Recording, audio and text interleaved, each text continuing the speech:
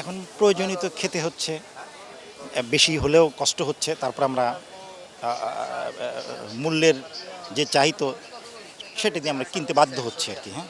তবে এটা সাধারণ মানুষ বা আমাদের কষ্ট হচ্ছে। এটা আমি কেন সবাই বলবে আরকি, হ্যাঁ? তারপরেও কিনতে হচ্ছে। যেমন আমি বিট নিলাম, তারপরে যে ক্যাপসিকাম নিলাম ৳২০০ কেজি, যেটা হয়তো আরেকটু কমে ১৫০ হলে আমাদের জন্য সুবিধা হতো। এটা যেমন বিট ৳৬০, ৳৮০ কেজি, ৳১০০ চাচ্ছে। সেটা হচ্ছে ৳৫০ হলে আমাদের জন্য সুবিধা হতো। এইগুলা যেটা নিত্য প্রয়োজনীয় আমরা বাজার করতে এসে যেটা আসলে সাধারণ মানুষ আসলে হিমশিম খাচ্ছে। এটার একটা পরিবর্তন হওয়া দরকার। হুম?